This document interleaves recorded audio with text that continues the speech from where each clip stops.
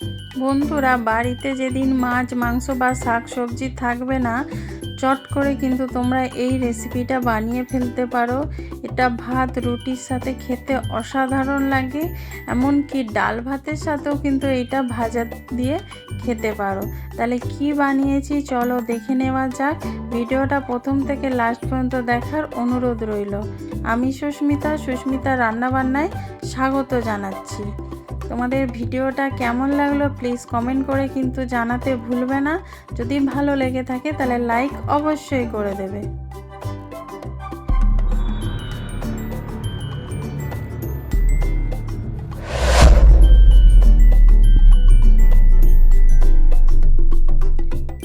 এখানে আমি একটা বাল নিয়েছি, তার মধ্যে ডিমটা ভেঙে নিচ্ছি। এখানে আমি 3টে ডিম নিয়ে নেব। আমি 3টে ডিম দিয়ে করছি, তোমরা চাইলে এখানে 2টো ডিম দিয়েও করতে পারো, তার থেকে বেশি দিয়েও করতে পারো। এখানে আমি 3টে ডিম নিয়ে নিয়েছি। এবার এর মধ্যে আমি নুন দিয়ে দেবো। নুনের পরিমাণটা একটু বেশি দেব, কারণ এতে বাকি উপকরণগুলো দিতে হবে, সেই জন্যে। এবার দিয়ে দিচ্ছি এখানে বেসন। এখানে 4 চামচের কাছাকাছি আমি বেসন দিয়ে দেবো। এখানে বেসনের মধ্যে এবার দিয়ে দেবো আমি অল্প করে হলুদ। তারপরে আমি এখানে দিয়ে দিচ্ছি কাশ্মীরি লঙ্কার গুঁড়ো, এটা জাস্ট কালারের জন্য। এবার এর মধ্যে দিয়ে দিচ্ছি পেঁয়াজ কুচি। এখানে 2টো বড় সাইজের পেঁয়াজ কুচি দেওয়া আছে, আর 3টে কাঁচা লঙ্কা দিয়েছি। ঝালটা তোমরা তোমাদের পছন্দ মতো দেখে নেবে। প্রথমে আমি চামচ দিয়ে একটু মাখানোর চেষ্টা করছিলাম, কিন্তু চামচ দিয়ে ঠিক আমার ভালো লাগছে না। তারপরে আমি চামচটা সরিয়ে হাতে করেই মাখিয়ে নিচ্ছি।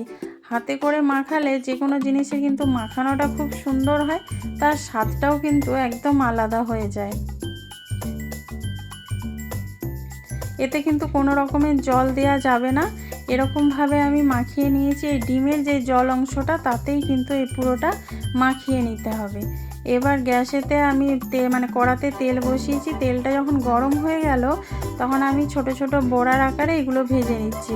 আর আমি এই রেসিপিটা করছি পুরোপুরি সর্ষের তেলে। আমি বড়াটা কিন্তু সর্ষের তেলেই ভাজবো, সাদা তেল এখানে ব্যবহার করছি না।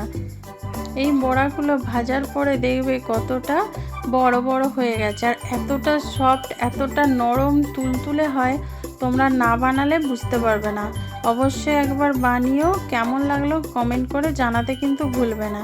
আর এটা তোমরা রুটি পরোটা যে কোনো জিনিসের সাথে খেতে পারো, ভাতের সাথে তো অসাধারণ লাগে। আমার একদিকটা ভাজা হয়ে গেছে, এবার অন্য দিকটা আমি উল্টে দিচ্ছি। দেখতেই পাচ্ছ বড়াগুলো কতটা সাইজে বড় হয়ে গেছে, তোমরা আরও ভালো করে বুঝতে পারবে। দেখো এদিকটা দেখো উল্টে দিয়েছি। যখন ভাজা হয়ে যাবে তখন দেখবে বড় সাইজগুলো কত বড় বড় হয়ে গেছে। আর এইটা কিন্তু পুরো লো আঁচে রান্নাটা করতে হবে, বেশি হাই আঁচ দিলে কিন্তু পুড়ে যাবে, খেতে কিন্তু একদম ভালো লাগবে না।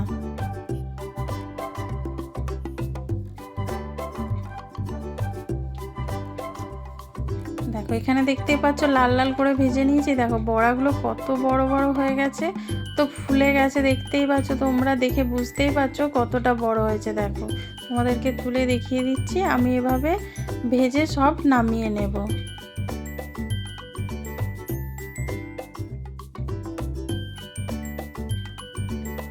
এখানে আমি তেলের মধ্যে পেঁয়াজ কুচি দিয়ে দিচ্ছি। এখানে যতটা তেল ছিল সেই তেলেই আমি মশলাটা কষিয়ে নেব। এখানে আর এক্সট্রা করে কোনো তেল দেব না। এখানে আমি 2টো পেঁয়াজ কুচি করে রেখেছিলাম, সেটা তেলের মধ্যে দিয়ে একটু ভেজে নিচ্ছি। তোমরা ওরকমভাবে বড়া করে কিন্তু ডাল ভাতের সাথেও খেতে পারো, বা এরকম আমি যেরকম ঝাল করছি সেরকমভাবে তোমরা করে খেতে পারো। মাছ মাংস সবসময় খেতে ভালো লাগে না, বা বাড়িতে শাকসবজি সবসময় না থাকলে ডিমের কিন্তু এই রেসিপিটা তোমরা বানিয়ে নিতে পারো। এবার এর মধ্যে আমি 2টো কাঁচা লঙ্কা দিয়ে দিলাম। ঝালটা তোমরা তোমাদের পছন্দ মতো দেখে নেবে। আমার বাড়িতে ছোট ছেলে আছে, সেজন্য আমি মাত্র 2টো কাঁচা লঙ্কা দিলাম, এখানে ঝাল লঙ্কা ব্যবহার করব না। পেঁয়াজটা ভাজা হয়ে গেছে, এবার এর মধ্যে দিয়ে দিচ্ছি আদা রসুনের পেস্ট আর একটা টমেটো দিয়ে এবার লো আঁচে মশলাটা ভালো করে কষিয়ে নেব।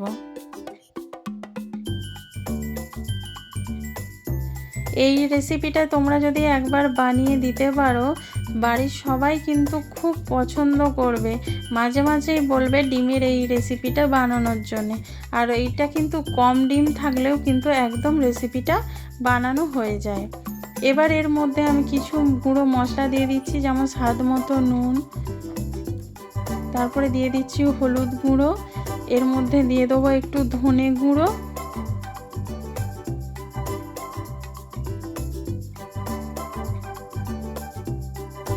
এখানে দিয়ে দিচ্ছি ধনে গুঁড়ো, তারপরে দিয়ে দেবো আমি এখানে কাশ্মীরি লঙ্কার গুঁড়ো।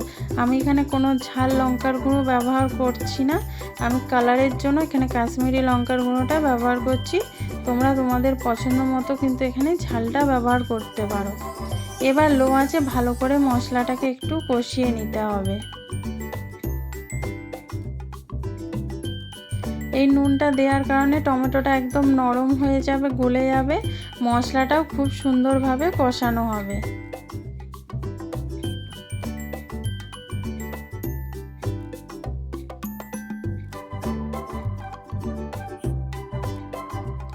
মশলাটা খুব সুন্দর করে কষানো হয়ে গেছে, দেখতেই পাচ্ছ।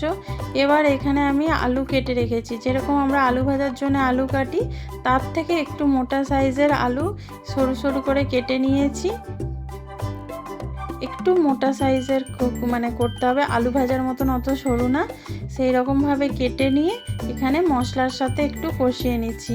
আলুটা কিন্তু আলাদা করে আর ভাজার কোনো দরকার নেই, এই মশলার সাথে এরকমভাবে কষিয়ে নিলেই কিন্তু হয়ে যাবে। এই মশলার সাথে 1 মিনিট আমি একটু আলুটাকে কষিয়ে নেব। এখানে দেখতেই পাচ্ছ কত সুন্দরভাবে কষানো হয়ে গেছে। এবার এর মধ্যে জল দিয়ে দেবো। বন্ধুরা, এখানে জলটা দেওয়ার সময় আমার ক্যামেরাটা বন্ধ, জলটা ভালো করে মিশিয়ে এবার আলুটাকে আমি সেদ্ধ করে নেব। এটা 5 থেকে 6 মিনিট একটু ফুটিয়ে নিলেই আলুটা সেদ্ধ হয়ে যাবে।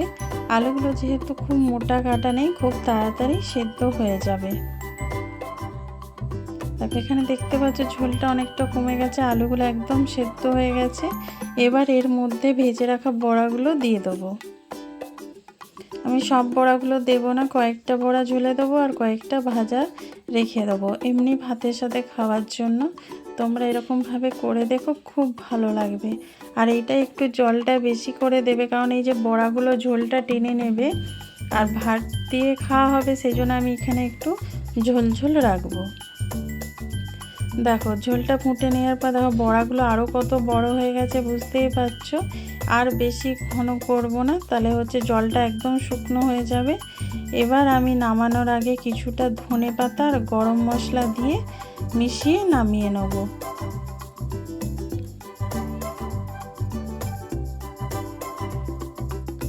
এখানে ধনেপাতা কুচি আমি একটু দিয়ে দিচ্ছি, তারপরে দিয়ে দেবো একটু গরম মশলা। এবার ভালো করে মিশিয়ে নিয়ে তোমরা গরম ভাতের সাথে, রুটির সাথে, পরোটার সাথে খেতে পারো। খুব সুন্দর লাগে এই রেসিপিটা। অবশ্যই একবার বানিও, কেমন লাগলো কমেন্ট করে জানাতে কিন্তু ভুলবে না। আর ভিডিওটা যদি ভালো লেগে থাকে লাইক অবশ্যই একটা করে দেবে।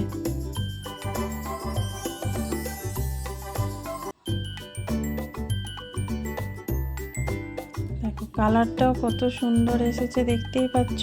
এবার আমি নামিয়ে নেব। এই ভিডিওটা যদি ভালো লেগে থাকে লাইক কমেন্ট শেয়ার করো। নতুন বন্ধু যারা দেখছো তারা চ্যানেলটা সাবস্ক্রাইব করে বেল আইকনটা ক্লিক করে দিও। যারা ফেসবুক থেকে দেখছো পেজটা ফলো করে দিও। ভালো থেকো, সুস্থ থেকো।